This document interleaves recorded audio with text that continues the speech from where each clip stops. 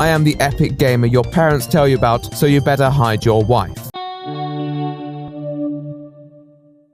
Okay, first of all, I do apologize for the length of the first two videos on this special. They could have been longer if I hadn't already made videos about them before, but I still felt it was right to bring them on the light of what's ultimately a celebration to YouTube without doing trends or YouTube rewind again. But now we're with one that I do have plenty to say, the right opinion. His channel consists of collaborative works in which he documents events regarding the online community, which that's the kind of work that I strive to make. However, he takes a much more serious approach on his work and the topics he tackles. The events of Channel Awesome, Butch Hartman, Storytime Animators, social media events, pretty much whatever he wishes to tackle with enough information to support it. Similar to many channels of this type, he will provide his thoughts throughout the narrative of the topic. However, his major strengths are the collaborative aspect, in which he gets multiple editors to work on different fractions of his current videos, as well as the fact that, unlike other users that fall more into the commentary side of things, he provides constant source for a lot of the things he has to say about the topic in question. The reason why I bring the fact that several editors work on his videos is because of the format in which it's executed. Each of them will work on a dedicated section of the topic, which on a visual standpoint allows the viewer to have an easier processing of the information, since he also acknowledges that the topics in hand require a lot to put in consideration when coming with proper criticism and ways to improve, or at the very least something to keep in mind for the future as creators or consumers. And to give YouTube a fair point on his many weird features, I think he utilizes the chapter feature to full effect, since it allows the viewer to digest his videos, including a 4-hour long video talking about some weird channel that I'm not gonna get into it, at least not here. We can't just say something doesn't work and expect people to just agree with us, especially if we're supposed to be a reliable source for a new perspective on things. All it becomes is looking like we can't really understand how to word our thoughts out. Hi, by the way.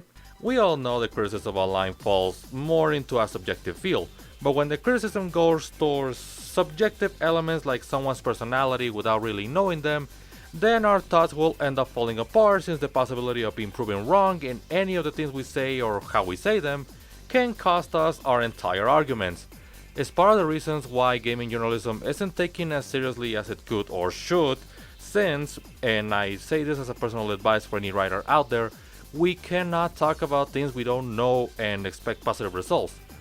That includes people we don't know beyond what's on their videos. I personally dislike commentary channels, since there are plenty of times where they seem to use the fact that people like to watch train wrecks as an excuse to be offensive for the sake of easy likes and easy laughs.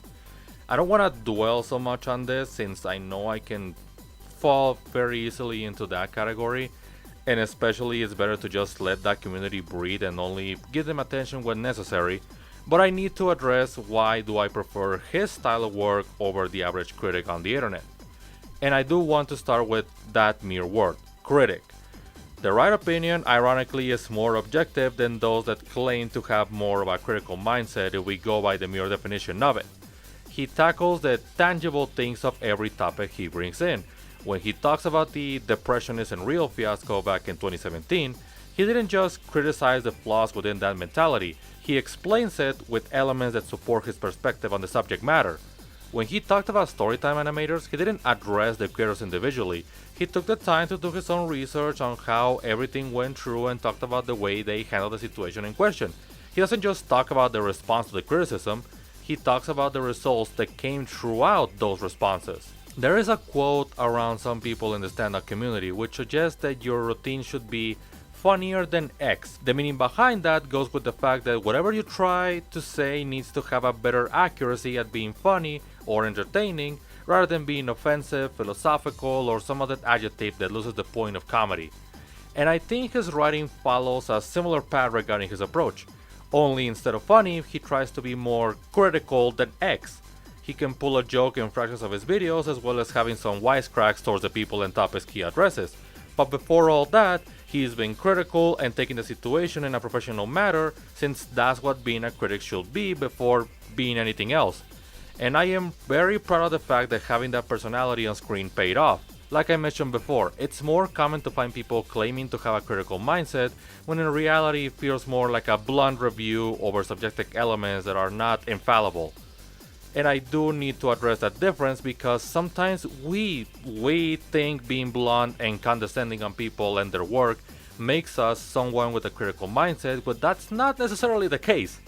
We need to be educated on the topics we want to tackle, as well as being informed and express things in detail if we want to talk about something and be taken seriously as someone worth listening, as well as having the maturity to acknowledge that what we say matters just as much as how we say it, which, as stated before, the internet isn't too much of a fan of that until there's a chance to have a civil war. And I do make emphasis on we because I know I can be guilty of that as much as any potential people I'm addressing with this. The right opinion is unfortunately an exception to the rule of this kind of content. In fact, I apologize for talking like I put him in the label of commentary YouTubers in case of him not considering himself like part of that community. Because while he might tackle topics that community is known to tackle, his style, as previously stated, covers more in the documentary side of things in a way that the average commentator doesn't really apply, at least if you ask me. That's not to say he's not free of any sort of flaws.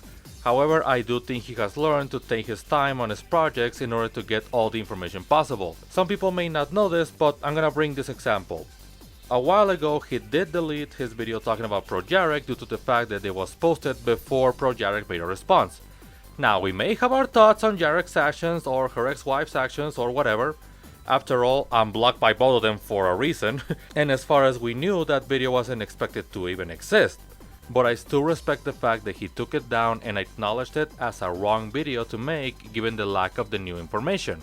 I also can easily say that at some occasions he can make the same points like I mentioned about why I do dislike commentary YouTubers.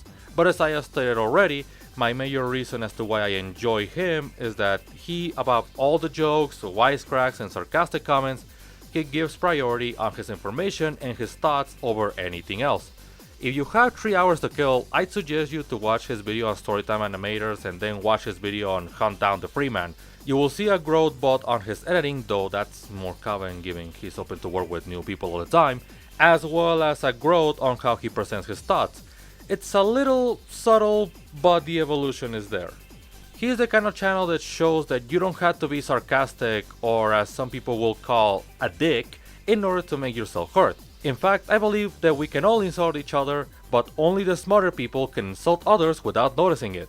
It's kind of ironic how somebody that calls himself the right opinion has a better interest in showing information to sustain their criticism in a way that's solid and spoken in a general perspective over, stating an opinion. And congratulations on having over 1 million subs by the time of this video. You and your teams have worked hard to get there, and I can't wait to see more from you in the upcoming future. Regardless of who you think is right or wrong, there's a lot that can be learned. Don't let YouTube drama cost you your life passion. It's not worth it. And don't think that everyone is out to get you, even if it may hurt.